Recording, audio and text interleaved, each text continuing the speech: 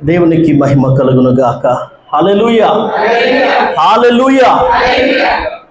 ముందుగా దేవాది దేవునికి కోట్లాది కృతజ్ఞతాస్తుతులు, మహిమ, ఘనత, ప్రభావాలు చెల్లించుకొనుచున్నాను. ఇక్కడున్న దైవజనులకు, వచ్చిన మీ అందరికీ కూడా పేరు పేరున ప్రత్యేకమైన వందనాలు. ఈరోజు పరిశుద్ధాత్మ దేవుడు మనల్ని ప్రేమించి మనతో మాట్లాడాలని ఆశపడుతున్న సంగతులను కొరింథీయులకు రాసిన మొదటి పత్రిక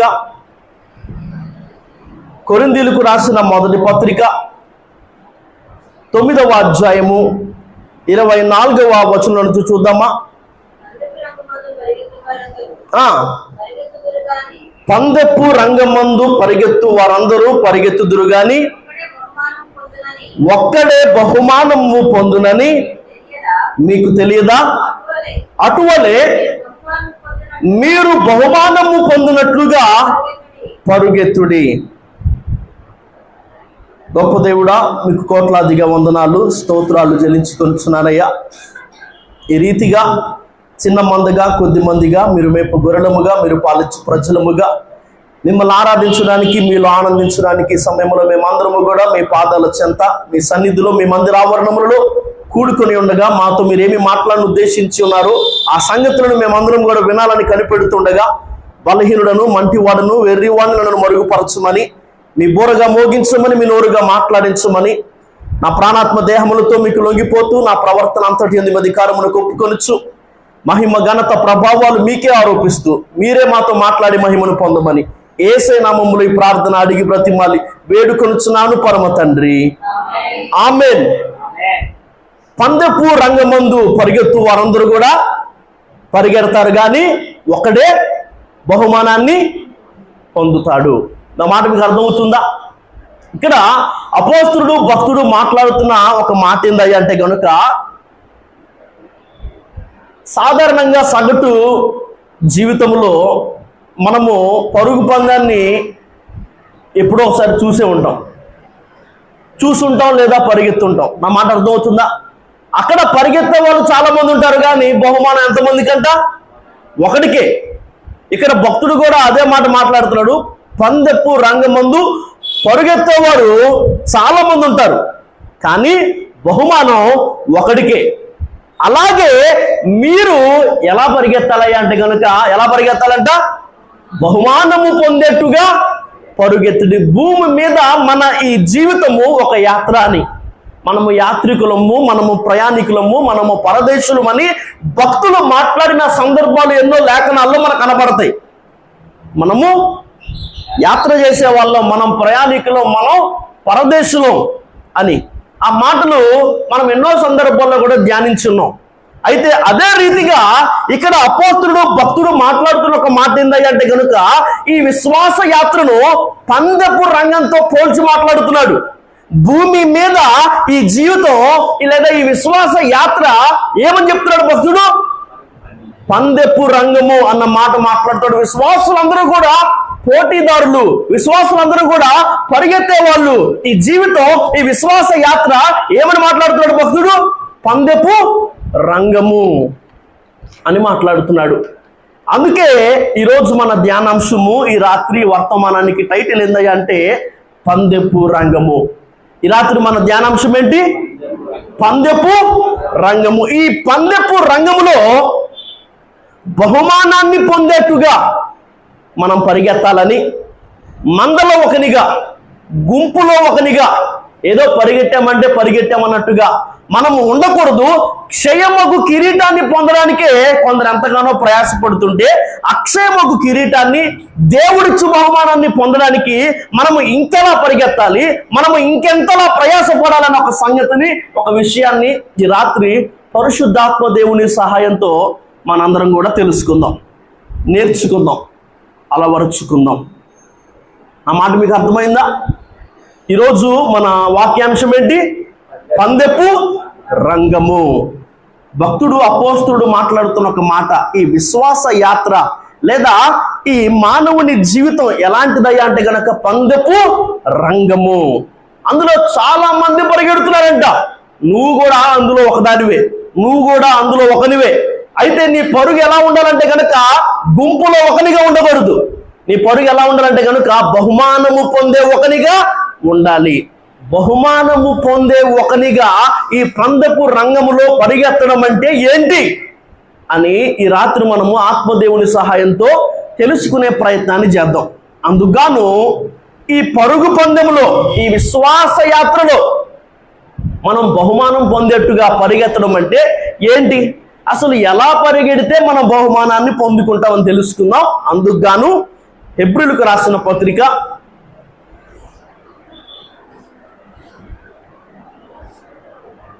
12వ అధ్యాయము 1-2 వచనాలు చూద్దామా. ఇంత గొప్ప సాక్షి సమూహము మేఘము వలె మనలను ఆవరించి ఉన్నందున మనము కూడా ప్రతి భారమును సులువుగా చిక్కులు పెట్టు పాపమును విడిచిపెట్టి విశ్వాసమునకు కర్తయు దానిని కొనసాగించువాడునైన యేసు వైపు చూచుచు మన ఎదుట ఉంచబడిన పందెములో ఓపికతో పరిగెత్తుదము. ఇక్కడ హెబ్రీ పత్రిక 12వ అధ్యాయం 1వ వచనంలో రాయబడిన ఒక మాట, ఇంత గొప్ప సాక్షి సమూహము మేఘము వలె మనలను ఆవరించి ఉన్నందున. మనల్ని ఒక మేఘము వలె ఆవరించి ఉన్నదంట ఒక సమూహము.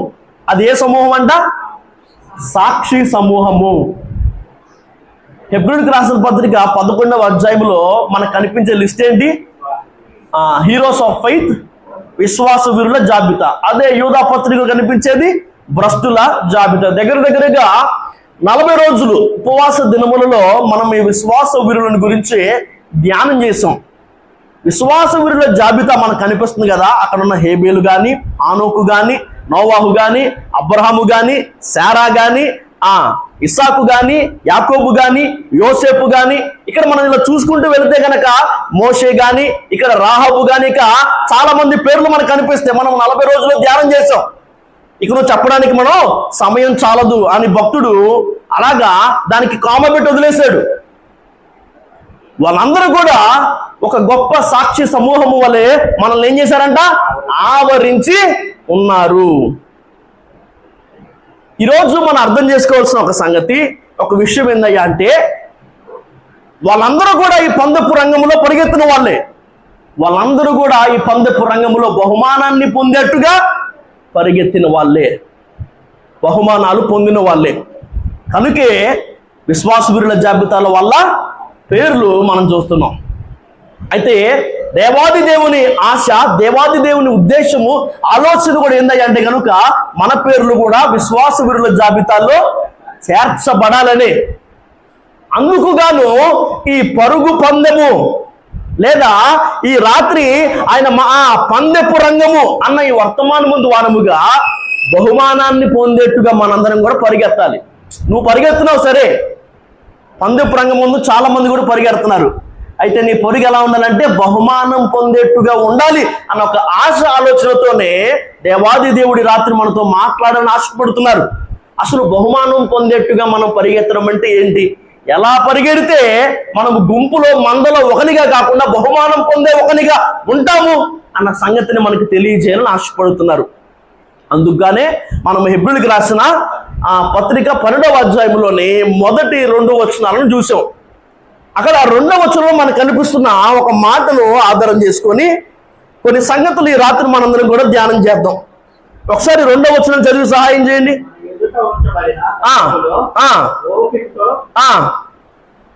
మనము కూడా ప్రతి భారమును సులువుగా చిక్కులు పెట్టు పాపమును విడిచిపెట్టి విశ్వాసమునకు కర్తయు దానిని కొనసాగించువాడునైనా యేసు వైపు చూచుచు మన ఎదుట ఉంచబడిన పందెములో ఓపికతో పరిగెత్తుదము. ఈ పందెపు రంగంలో బహుమానం పొందడానికి మనం ఎలా పరిగెత్తాలయ్యా అంటే, మొదటి సంగతి, మొదటి విషయము, పందెపు రంగం అన్న ఈ వర్తమానములో మనకి గుర్తుండాల్సిన, మనం గుర్తుపెట్టుకోవాల్సిన ఒక సంగతి, ఒక విషయం ఏంటంటే కనుక ప్రతి భారాన్ని విడిచిపెట్టాలి.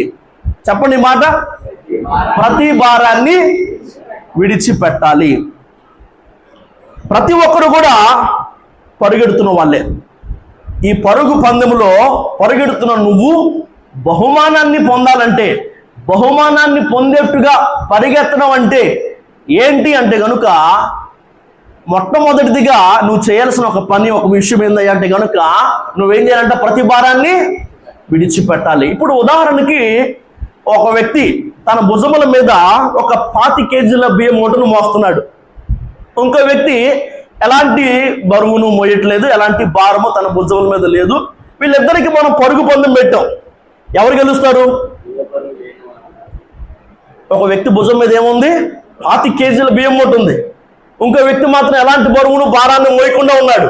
వీళ్ళిద్దరూ ఒకవేళ పరిగెత్తాల్సి వస్తే, వీళ్ళిద్దరికి మనం పోటీ పెట్టాల్సి వస్తే, ముందు పరిగెత్తేవాడెవడు? త్వరగా పరిగెత్తేవాడెవడు? ఈజీగా పరిగెత్తగలిగిన వాడెవడు? ఏ భారం లేనివాడే కదా. అయితే ఈ రాత్రి మనకు అర్థం కావాల్సిన ఒక సంగతి కూడా ఇదే. పందెపు రంగమందు పరిగెత్తుతున్న నువ్వు బహుమానం పొందేట్టుగా ఎప్పుడు పరిగెత్తావు తెలుసా? ప్రతి భారాన్ని నువ్వు విడిచిపెట్టినప్పుడు. ఎప్పుడంట? ప్రతి భారమును నువ్వు విడిచిపెట్టినప్పుడు నువ్వు బహుమానం పొందేట్టుగా పరిగెత్తగలుగుతావు. నీ పరుగు బహుమానం పొందేదిగా ఉంటుంది. లేఖనాల్లో చాలా సందర్భాల్లో మనం ఈ మాటలు చూస్తాం. ఓడ బద్దలైపోయే పరిస్థితుల్లో, ఇక గమ్యం చేరలేమేమో అనే వేళల్లో ఓడను తేలిక చేయడానికి చాలా మంది చేసిన ఒక పని. అపోస్తుల కార్యములు 27వ అధ్యాయము, అపోస్తుల కార్యములు 27వ అధ్యాయము 18, 19 వచనాలు చదివి సహాయం చేయండి. మిక్కిలి పెద్ద గాలి కొట్టుచున్నందున మరునాడు సరుకులు పారవేయసాగిరి. 3వ దినమందు తమ చేతులారా ఓడ సామాగ్రి పారవేసి. అపోస్తులైన పౌలును కైసరు ముందు నిలబడడానికి, ఇటలీ వెళ్ళడానికి వాళ్ళు చేస్తున్న ఒక ప్రయాణములో ప్రతికూల పరిస్థితులు ఎదురయ్యాయి. ఓ భీకరమైన గాలి, తుఫాను, ఇక ఓడ పడవ ఇక ముందుకు వెళ్ళలేదేమో అన్న ఒక ఆ భయంకరమైన ఆ ప్రతికూల పరిస్థితుల్లో వాళ్ళు ఏం చేశారంట? మిక్కిలి పెద్ద గాలి కొడుతున్నప్పుడు వాళ్ళు ఏం చేశారు? సరుకులు పారవేశారంట. ఆ తర్వాత వాళ్ళు ఏం చేశారు? చేతులారా ఓడ సామాగ్రి పారవేశారు. ఓడ బద్దలైపోయే పరిస్థితుల్లో, ఇక గమ్యం చేరలేమేమో, ఇక ఈ ఓడ ముందుకు కదలదేమో అన్న పరిస్థితుల్లో వారు ఏం చేశారంట? ఓడలోని సామాన్లు, ఓడలోని సరుకులు పారవేశారు. అదే సందర్భం లేదా ఇలాంటి ఒక పరిస్థితి యోనా గ్రంథం 1వ అధ్యాయము 5వ వచనం మనం చూద్దాం ఒకసారి. యోనా గ్రంథం 1వ అధ్యాయము 5వ వచనం.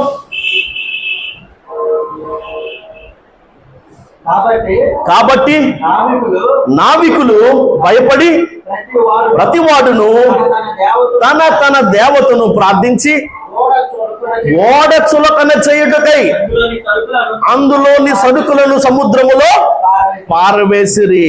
దేవుడు నినివేకి వెళ్ళమంటే దేవుని సన్నిధి నుండి పారిపోతా తార్షీషుకు వెళ్లే ఓడ ఎక్కి కూర్చున్నాడంట. ఎవరు? ప్రవక్త అయిన యోనా. కొంతసేపటికి ఏమైంది? పెద్ద గాలి, తుఫాను, భీకరమైన అలలు, ఓడ బద్దలైపోయే పరిస్థితి ఎదురైంది. అప్పుడు ఆ ఓడలోని వారు కూడా ఏం చేశారంట? సరుకులు, సామాన్లు పారవేశారు. ఎందుకు? ఆ ఓడను చులకన చేయడానికై అన్న మాట రాయబడి ఉంది. ఇక్కడ మనం అర్థం చేసుకోవాల్సిన ఒక సంగతి, ఒక విషయం కూడా అదే. గమ్యం చేరాలంటే, బహుమానం పొందేట్టుగా మనం వేగంగా, శరవేగంగా ఈ విశ్వాస పరుగు పందెములో, పందెపు రంగములో పరిగెత్తగలగాలంటే కూడా ఖచ్చితంగా నీ భుజాల మీద ఇంకే భారం ఉండడానికి వీల్లేదు. నీ భుజం మీద ఏ భారము, ఏ బరువు ఉండడానికి వీల్లేదు. మత్తయి సువార్త 11వ అధ్యాయము, మత్తయి సువార్త 11వ అధ్యాయము 28 నుంచి 30 వచనాలు చూద్దామా. ప్రయాసపడి భారం మోసుకుంటున్న సమస్త జనులారా నా యొద్దకు రండి, నేను మీకు విశ్రాంతిని కలుగు చేతును. నేను సాత్వికుడును, దీన మనస్సు గలవాడును గనుక మీ మీద నా కాడి ఎత్తుకొని నా యొద్ద నేర్చుకొనుడి, అప్పుడు మీ ప్రాణములకు విశ్రాంతి దొరుకును. ఎలాగనగా నా కాడి సులువుగాను నా భారము తేలికగాను ఉన్నవి. ఈ విశ్వాస పరుగు పందెములో కూడా బహుమానం పొందేట్టుగా పరిగెత్తడం అంటే ముందు అనవసరమైన లౌకిక భారములను దించుకోవడం. నా మాట అర్థమైందా మీకు? ఏ వ్యక్తి భుజాల మీద అయితే భారం ఉందో, ఏ వ్యక్తి భుజాల మీద అయితే బరువు ఉందో ఆ వ్యక్తి వేగంగా పరిగెత్తలేడు, ఆ వ్యక్తి బహుమానం పొందేట్టుగా పరిగెత్తలేడు. దాని అర్థం ఏందయ్యా అంటే కనుక మన మీద ఉన్న అనవసరమైన లౌకిక భారములను మొదట మనం ఏం చేయాలి? దించుకోవాలి. ప్రయాసపడి భారం మోస్తున్న సమస్త జనులారా నా ఎదురుకి రండి, నేను మీకు విశ్రాంతిని కలుగజేస్తాను. నా దగ్గరికి రండి. మీ భారం ఏదైనా కానీ, రకరకాలైన భారాలు మనము చాలా సందర్భాల్లో ధ్యానం చేసాం. రేపటిని గురించిన చింత అనే భారం ఉందని, ఓటమి భారం ఉందని, పాప భారం ఉందని, ఇలాగా మనం చాలా రకాలైన భారాల గురించి, అవమాన భారం ఉందని మనం ధ్యానం చేసాం. అయితే ఇక్కడ మీకు అర్థం కావాల్సిన ఒక సంగతి విషయం ఏందయ్యా అంటే, ఈ పందపు రంగములో నువ్వు పరిగెడుతున్నావు. అయితే నీ పరుగు బహుమానం పొందేదిగా ఎప్పుడు ఉండిద్దయ్యా అంటే కనుక నువ్వేం చేయాలంట? ప్రతి భారాన్ని విడిచిపెట్టి పరిగెత్తినప్పుడు నువ్వు బహుమానాన్ని పొందుతావు. అలా కాకుండా నీ భుజాల మీద ఎక్కడ లేని అనవసరమైన భారమంతా, బరువంతా వేసుకొని నువ్వు పరిగెత్తుంటే కనుక నువ్వు బహుమానాన్ని పొందలేవు, నువ్వు గమ్యాన్ని చేరలేవు. అందుకే ఆయన చెప్పాడు, ప్రయాసపడి భారం మోస్తున్న సమస్త జనులారా మీరేం చేయండి? నా దగ్గరికి రండి. మీ భారాన్ని ఏం చేయాలి? నీ భారం యెహోవా మీద మోపుము, ఆయన నిన్ను ఆదుకును అన్నమాట. ఇలా ఎన్నో మాటలు ఉన్నాయి కదా. ఉంటే భారం ఎవరో ఒకరి భుజం మీద ఉండాలి. ఉంటే అది ఆయన భుజం మీద ఉండాలి, లేదా అది నీ భుజం మీద ఉండాలి. ఎప్పుడో స్కూల్లో నేను ఒక కథ చదివా, అది పూర్తిగా నాకు గుర్తులేదు. కానీ ఒక వ్యక్తి గుర్రాన్ని ఎక్కి కూర్చున్నాడంట. ఆ వ్యక్తి తల మీద పుల్లల ఆ మోపు ఉంటుంది చూసావా, ఆ కట్టెల ఆ మోపును దాన్ని పెట్టుకొని అసలు గుర్రపు స్వారీ చేస్తున్నాడంట. ఆ కథ నాకు పూర్తిగా గుర్తులేదు. కానీ ఒక రాజు పంపిస్తాడు ఆ ఊరిలో, అందరికంటే తెలివి తక్కువ వాడు ఎవడో ఎత్తుక్కొని తీసుకురంటారా అంటే ఆ వ్యక్తిని తీసుకొని వస్తారు. ఎందుకయ్యా తెలివి తక్కువ అంటే, ఇప్పుడు ఉదాహరణకి మన భాషలో దాన్ని అర్థం చేసుకోవాలంటే, మీ అందరూ కూడా ఆటో ఎక్కారా లేదా? చాలా పెద్ద మూట మీ దగ్గర ఉంది. ఆ మూట కోసం ఆ ఆటో వాడు మీ దగ్గర ఎక్స్ట్రా ఛార్జ్ అడిగాడు. మామూలుగా 50 రూపాయలు అనుకోండి. ఆ మూట కూడా లోపలికి రానివ్వాలంటే 25 రూపాయలు అన్నాడు.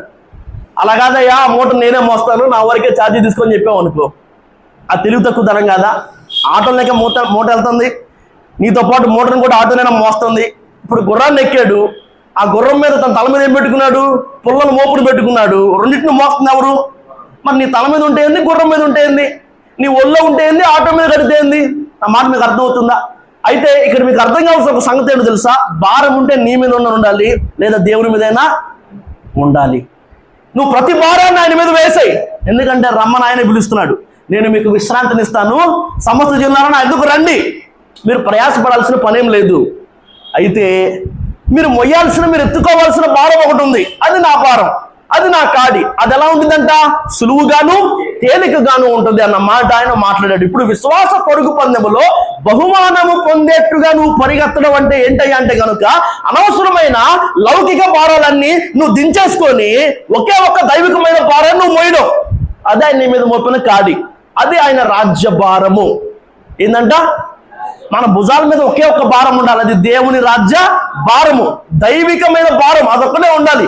లౌకిక సంబంధమైన ప్రతి భారము, అది అవమాన భారం కావచ్చు, అది ఆర్థిక భారం కావచ్చు, నా మాట మీకు అర్థమవుతుందో, ఓటమి భారం కావచ్చు, పాప భారం కావచ్చు, ఈ భారాలన్నీ ఎక్కడ ఉండాలి?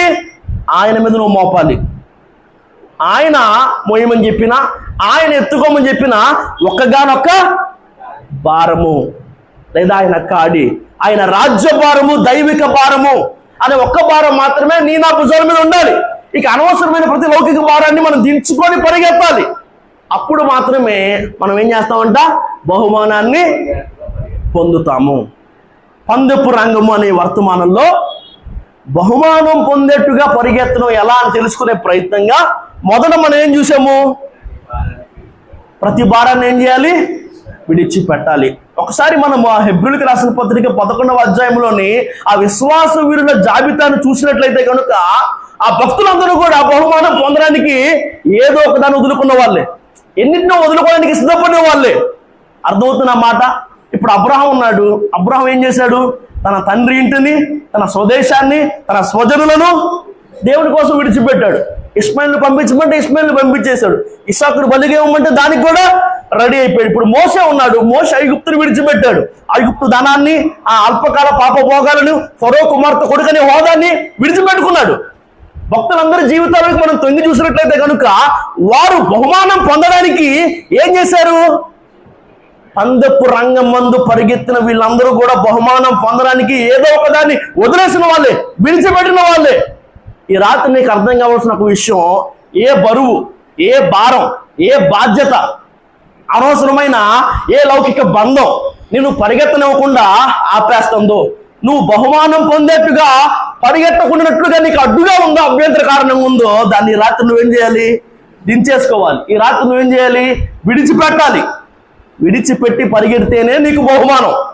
రెండవదిగా చూద్దాం మళ్ళీ హెబ్రీయులకు రాసిన పత్రిక 12వ అధ్యాయం 2వ వచనం. సులువుగా చిక్కులు పెట్టు పాపమును ఈ పందెపు రంగంలో బహుమానము పొందాలంటే, బహుమానం పొందినట్లుగా పరిగెత్తడం ఎప్పుడు సాధ్యమైద్దయ్యా అంటే, మొదట ప్రతి భారాన్ని విడిచిపెట్టినప్పుడు, 2 సులువుగా చిక్కులు పెట్టు పాపమును విడిచిపెట్టినప్పుడు. విడిచిపెట్టినప్పుడా? ప్రేమించినప్పుడా? విడిచిపెట్టినప్పుడా? హత్తుకున్నప్పుడా? మనము కొన్ని రోజుల ముందే ధ్యానం చేసిన ఒక సంగతి ఏంటి? మనము మనస్సు అనే నడుము ఎప్పుడు కట్టుకుంటాం అని మనం ధ్యానం చేస్తా, పోట్లాడవలసి వచ్చినప్పుడు, పోరాడవలసి వచ్చినప్పుడు, యుద్ధం చేయాల్సి వచ్చినప్పుడు మనం నడుము కట్టుకుంటామని చూసాం. అయితే మనం పోరాడేది ఎవరితో, మన శత్రువు ఎవరు అని తెలుసుకునే ప్రయత్నంగా మన శరీరం మన శత్రువు అని, పాపం మన శత్రువు అని, అపవాది మన శత్రువు అని చూసాం. ఏదైనా ఒక పోట్లాట్లో, ఏదైనా ఒక యుద్ధంలో గెలవాలంటే అసలు మన శత్రువు ఎవడో ముందు తెలియాలి. ఆ తర్వాత రెండవదిగా ఎలా పోరాడితే, ఎలా పోట్లాడితే, ఎలా కొడితే వాడిని గెలుస్తామో ఆ సంగతి మనకి తెలియాలి అని ధ్యానం చేసాం. పాపము మన శత్రువు అయినప్పుడు దాంతో మనం పోట్లాడవలసిన, దాంతో మనం పోరాడవలసిన విధం ఎలాంటిది అంటే కనుక, దాన్ని మనం అసహించుకొని దాంతో మనం పోరాడాలని మనం విన్నాం. గుర్తుంది ఎవరికైనా గుర్తుందా? మనం పాపంతో ఎలా పోరాడాలంట? దాన్ని అసహించుకొని. నువ్వు యథేచ్ఛగా, ఇప్పుడు పాపం చేసేవాళ్ళు 3 రకాలు. మొదటివాడు ఇది పాపము అని తెలియక పాపం చేస్తున్నాడు.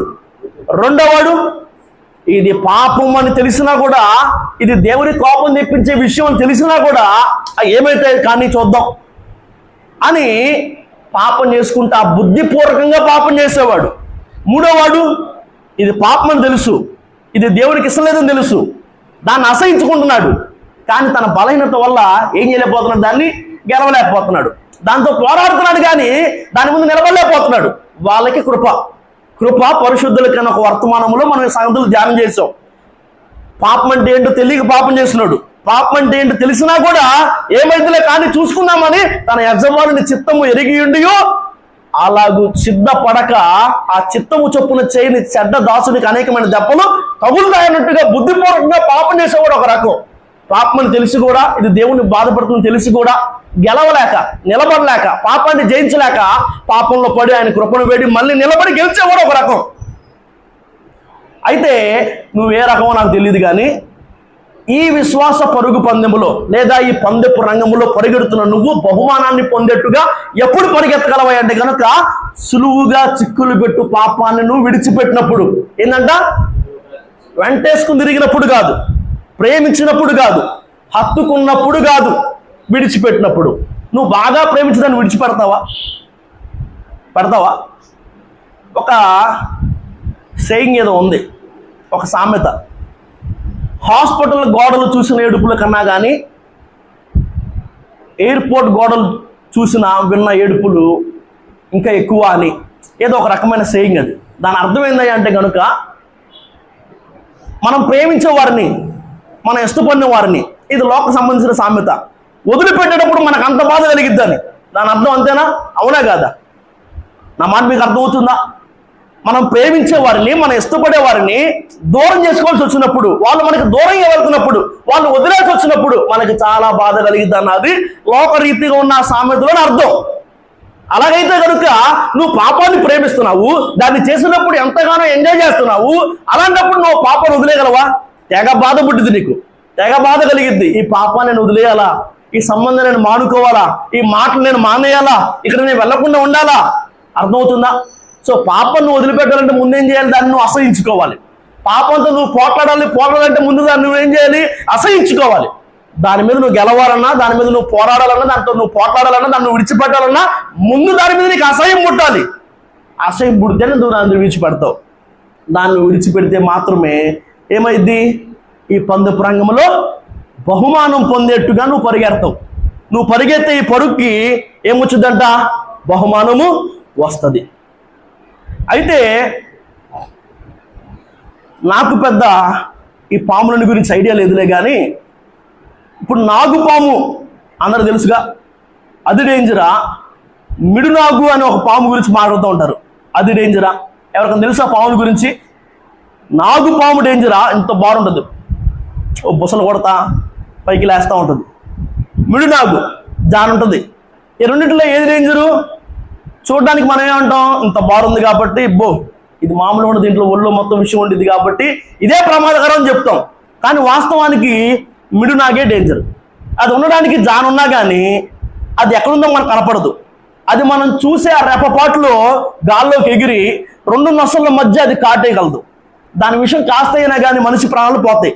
నాగుపాము ఇంత బారున్నా కానీ అది మనకు కనిపించింది, కర్రతోనో దేంతోనో దాన్ని కొడతామో, లేదంటే దాన్ని చూసుకొని మనం తప్పించుకొని పారిపోతామో. నాగుపాము కాబట్టి ఇంకో పాము ఇంత బారుంది కాబట్టి, విషపూరితమైంది కాబట్టి. కానీ ఆ పాము చిన్నదే. దాన్ని మనం చూసే లోపల ఇది ప్రమాదకరమని గమనించే లోపల అది ఎగిరి ఏం చేస్తుందంట? నొసల మధ్యలో కాటేస్తుంది, మనిషి ప్రాణాన్ని తీసుకుంటుంది. ఇప్పుడు చాలా సందర్భాల్లో కూడా మనం ఏమనుకున్నామంటే, అయ్యా ఇంత పెద్ద పాపం నేనేం చేయట్లేదుగా.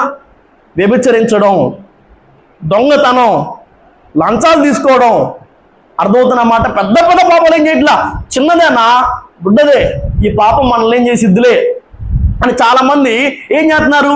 అనుకుంటా బతికేస్తున్నారంట. కానీ నిజానికి అదే డేంజరు. నిజానికి ఏంటంట? అదే డేంజరు.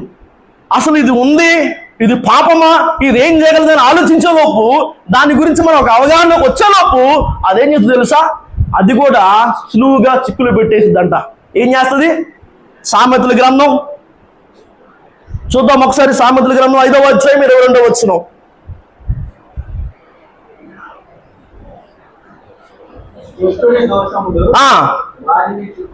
దుష్టుని దోషాలు వాడిని ఏం చేస్తున్నాయంట? చిక్కుల్లో పెడుతున్నాయంట.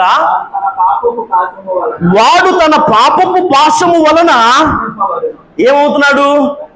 బంధింపబడుతున్నా అంట. పాపం అనేది ఒక పాశం అంట, అంటే అది ఒక తాడు. చాలా సందర్భాల్లో మనము కట్టబడిన ఒక గాడిదని గురించి ఏం చేస్తాం? వింటా ఉంటాం. ఆ గాడిద బేత్పగే బేతని అన్న ప్రాంతాల్లో కట్టబడిందంట. దానికి అర్థాలు మనం ఒకసారి చూసినట్లయితే కనుక హౌస్ ఆఫ్ ఎఫ్లిక్షన్ అని ఒక అర్థం ఉంటుంది, లేదా హౌస్ ఆఫ్ అన్రైపుడ్ ఫిక్స్ అని ఉండిద్ది. ఫలించని అంజురపు పండ్లకు నిలయం అని కానీ, లేదా శ్రమల నిలయం అని కానీ ఆ ప్రాంతానికి, ఆ ఊరికి, ఆ చోటుకి అర్థం. అలాంటి ఒక ప్లేస్లో ఒక గాడిద కట్టబడిందంట. కారణం, దాని యజమానుడు దాన్ని కట్టేస్తున్నాడు, అది అక్కడే ఉండాలనుకున్నాడు. అది అక్కడే ఉండడానికి కారణం ఏంటి? దాని కట్లు. ఇప్పుడు అపవాది కూడా పాపము అనే పాశము చేత ఏం చేస్తున్నాడు? శ్రమల నిలయంలో ఫలింపులను ఒక చోట్ల పండ్లు లేవు అంటే పండ్లు ఉన్నాయి, కానీ అవి పక్వానికి రావట్లా. అవి ఎవరికి ఉపయోగపడట్లా. పరిగెట్టలేదంటే పరిగెడుతున్నారు, కానీ వాళ్ళు ముందుకు రావట్లా. ఇప్పుడు నేను ఒక తాడేసి దీన్ని కట్టేశా, ఆ తాడు ఈ బారు ఉంది, ఎక్కడదా పరిగెత్తా? ఈ బారు అంత దూరం పరిగెత్తావు, తర్వాత పరిగెడతానే ఉంటావు, నువ్వు ముందుకెళ్ళవు. అర్థమవుతుందా? పనులు ఉంటాయి కానీ ఎవరికి పనికిరావు, అవి పక్కనికి రావు, వయసుకు నువ్వు రావు. ఇంకా అర్థమవుతుందా? ఎక్కడున్నావు అక్కడే ఉంటావు. అలాగే చిన్న పాపమే కదా నువ్వు అనుకుంటున్నా, ఆ పాప పాశము చేత అపవాది ఏం చేస్తున్నాడంట? చాలా మందిని కట్టేస్తున్నాడంట. వాళ్ళు ఈ పందపు రంగం ముందు పరిగెడుతున్నారు కానీ ముందు కదలతలా. ఎక్కడ మొదలు పెట్టారో అక్కడే ఉన్నారు.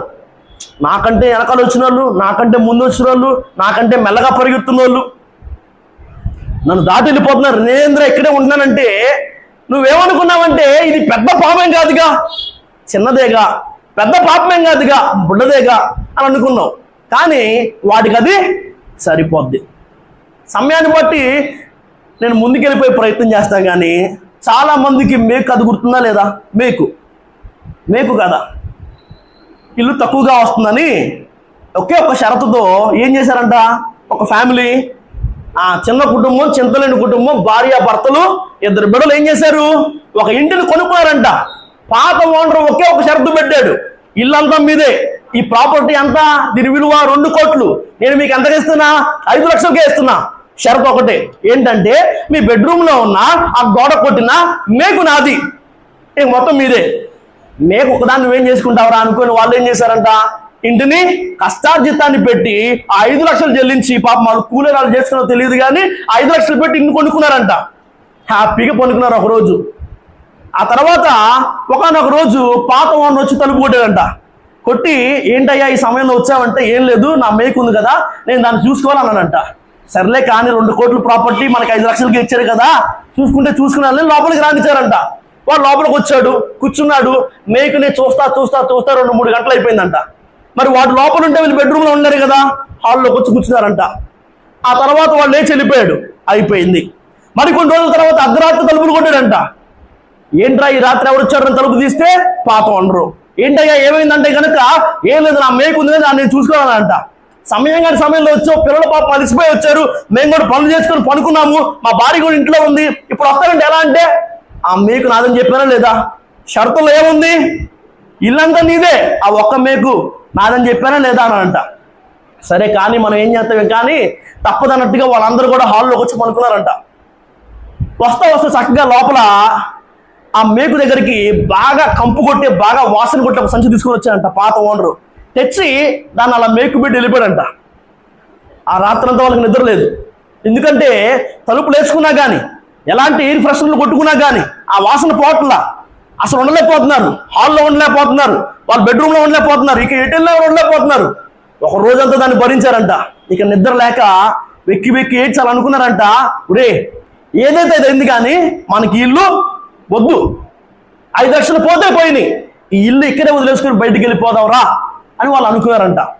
ఈ కథలో నీతి మనకేం నేర్పిస్తుందంటే కనుక, ఒక చిన్న మేకు చాలు, దర్వాజాలు నీయే, మార్బుల్స్ నీయే, ఫ్యాన్లు నీయే, టీవీ నీదే, సామాన్లు నీయే, అర్థమవుతున్న బీరువా నీదే, బంగారు నీదే, అన్ని నీయే.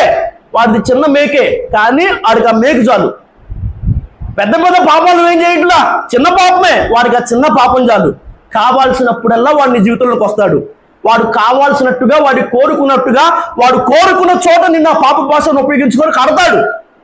సో నువ్వు ఎంత పరిగెత్తినా ముందుకెళ్ళవు, నువ్వు ఎంత పరిగెత్తినా బహుమానాన్ని పొందలేవు. సులువుగా చిక్కులు పెట్టు పాపాన్ని నువ్వేం చేయాలి, ముందు విడిచిపెట్టాలి. చెప్పండి, ఏం చేయాలి? పందెపు రంగం ముందు పరిగెడుతున్న నువ్వు బహుమానాన్ని పొందేది ఎప్పుడంటే, మొట్టమొదట అనవసరమైన లౌకిక సంబంధమైన భారాలు, ప్రతి భారాన్ని దించేసుకున్నప్పుడు. 2, సులువుగా చిక్కులు పెట్టు పాపమును విడిచిపెట్టినప్పుడు. ఆ తర్వాత చూద్దాం 3వ మాట, హెబ్రీయులకు రాసిన పత్రిక 12వ అధ్యాయము, సరిగ్గా చదవాలి. విశ్వాసమునకు కర్తయు దానిని కొనసాగించు వాడునైన యేసు వైపు. అది నువ్వు చూడాల్సిన ఎవరి వైపు అంట? అది ప్రతి భారాన్ని విడిచిపెట్టాలి, సులువుగా చిక్కులు పెట్టు పాపాన్ని విడిచిపెట్టాలి. ఆ తర్వాత విశ్వాసమునకు కర్తయు దాన్ని కొనసాగించు వాడైన యేసు వైపు చూడాలి. పేతురు గారు నీళ్ళ మీద నడుస్తున్న ఆ సందర్భంలో ఆయన దృష్టి ఎంతవరకైతే యేసుక్రీస్తు వారి మీద నిలిపాడో అంతవరకు నీళ్ళ మీద బాగానే నడిచాడంట. ఎప్పుడైతే దిక్కులు చూశాడో, ఎప్పుడైతే చుట్టుపక్కల చూశాడో, ఎప్పుడైతే కిందకు చూశాడో, ఎప్పుడైతే తాను చూసుకున్నాడో, ఎప్పుడైతే వెనక్కి చూశాడో ఏమైపోయాడంట? మునిగిపోయాడు. నువ్వు చూడాల్సింది వెనక్కి కాదు. దేవదూతలు చేతులు పట్టుకొని పట్టణపు వెలుపలికి తీసుకొని వచ్చి, మీరు మీ ప్రాణములను దక్కించుకున్నట్లుగా ఇక్కడి నుంచి పారిపోండి, వెనక్కి మాత్రం చూడదని చెప్పి పంపిస్తే, లోతు భార్య ఏం చేసింది? పట్టుమని 10 మంది నీతిమంతులు కూడా లేని దేవుని ఉగ్రత కుమ్మరించబడుతున్న సొదొమ గొమొర్రా వైపు ఏం చేసింది? వెనక్కి తిరిగి చూసింది. ఉప్పు స్తంభం అయిపోయింది, పరుగు అక్కడే ఆగిపోయింది. అర్థమవుతుందా? అపోస్తుల కార్యములు 7వ అధ్యాయం 39లో ఒక మాట ఉంది. అపోస్తుల కార్యములు 7వ అధ్యాయం 39వ వచనం.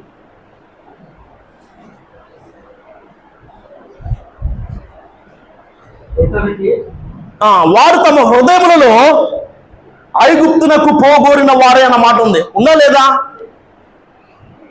ఐగుప్తుని విడిచిపెట్టారు. వారు ఎక్కడికి ప్రయాణం చేస్తున్నారు? పాలు తేళ్లు ప్రవహించు వాగ్దాన దేశానికి ప్రయాణం చేస్తున్నారు. వాళ్ళ దృష్టి ఎటు ఉండాలి? వాళ్ళ దృష్టి పాలు తేళ్లు ప్రవహించు వాగ్దాన దేశమైన కానాను మీద ఉండాలి. వాళ్ళ దృష్టి ఎటు ఉండాలి? వారిని తన రెక్కల మీద మోస్తున్న దేవుని మీద ఉండాలి. కానీ వాళ్ళ దృష్టి ఎక్కడుంది? సంఖ్యాకాండం 11వ అధ్యాయం 5వ వచనం ప్రకారంగా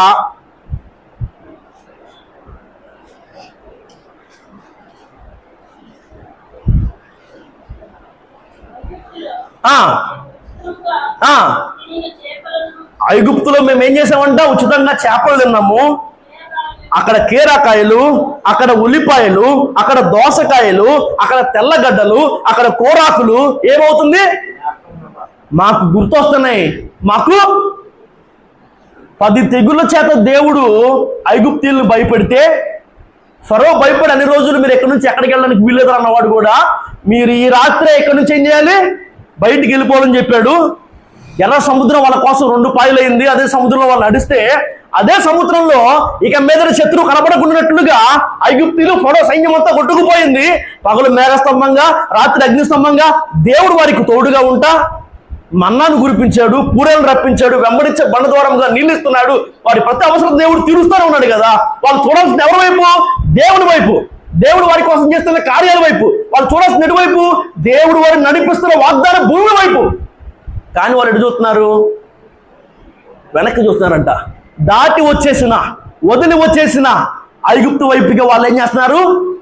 వారు వారి హృదయములలో ఐగుప్తుకు పోగోరిన వారైన మాట ఉంది. మనసులో అనుకున్నారంట, చా అనవసరంగా వచ్చారా, మనం వెనక్కే వెళ్ళిపోతే మన ఐగుప్తులోనే ఉంటే బాగుండు.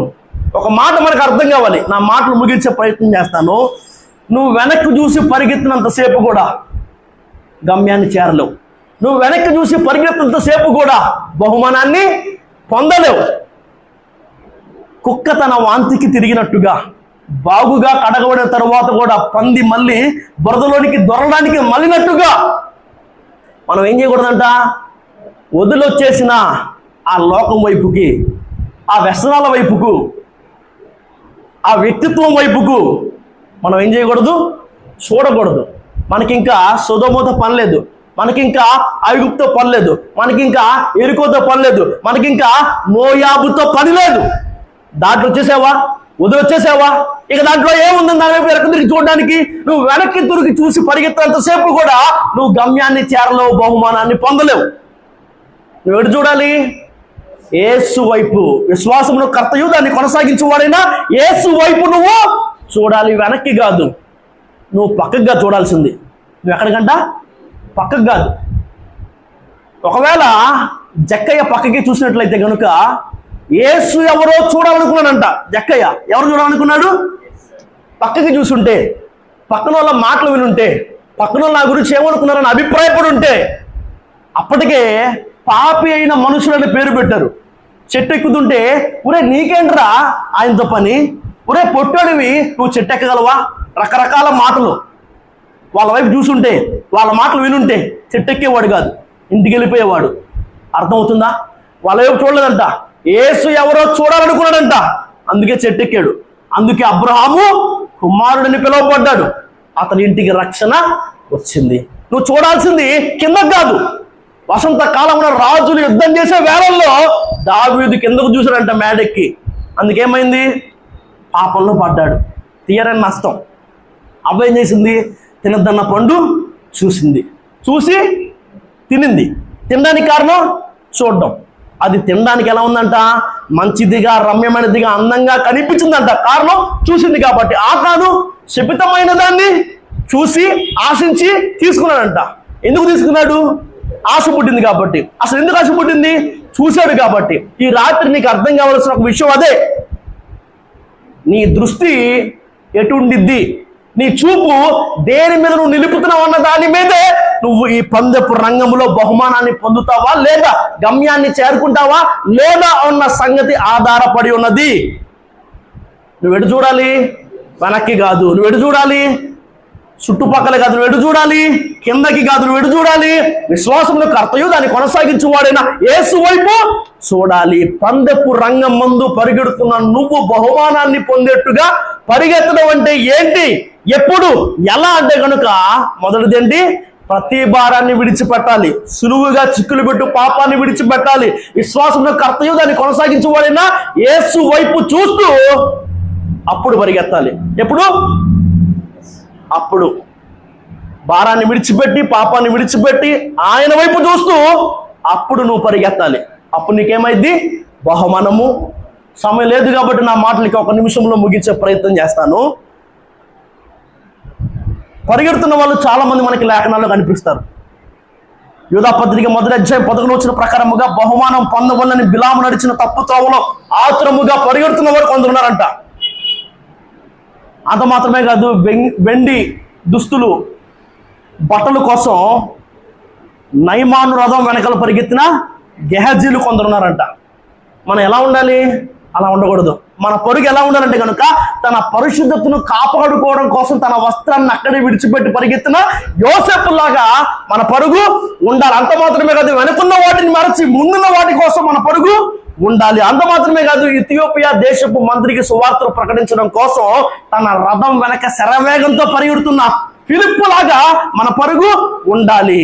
ఏలియా ఎప్పుడైతే దుప్పటి కప్పాడో అన్ని వదిలేసి ఏలియా వెంట పరిగెత్తిన ఎలీషా లాంటి పరుగు మనకి ఉండాలి. అంత మాత్రమే కాదు, యెహోవా కొరకు ఎదురు చూచువారు నూతన బలాన్ని పొందుతారు, వారు పక్షి రాజు అనే రెక్కలు చాపి పైకి ఎగురుతారు, అలయక పరిగెత్తారు, సమస్యలేక నడిచిపోతారు. నూతన బలాన్ని మనం ఎలా పొందుకోవాలన్న మాట చాలా సందర్భాల్లో ధ్యానం చేసే సమయం లేదు కాబట్టి నా మాటలు ముగిస్తాను. పక్షి రాజు అనుభవంలో నుంచి మనం నేర్చుకున్నాం నూతన బలమును ఎలా పొందుకోవాలి. ఆ నూతన బలాన్ని మనం పొందుకొని పరిగెత్తగలగాలి. ప్రతి భారాన్ని విడిచిపెట్టి సులువుగా చిక్కులు పెట్టు పాపాన్ని విడిచిపెట్టి విశ్వాసంలో కర్తయు దాన్ని కొనసాగించువాడిన యేసు వైపు చూస్తూ నువ్వు పరిగెడితే ఈ పందెపు రంగం ముందు నువ్వేం చేస్తావంట? బహుమానాన్ని పొందుకుంటావు. దేవుడి మాటలు దీవించును గాక. ఆమేన్.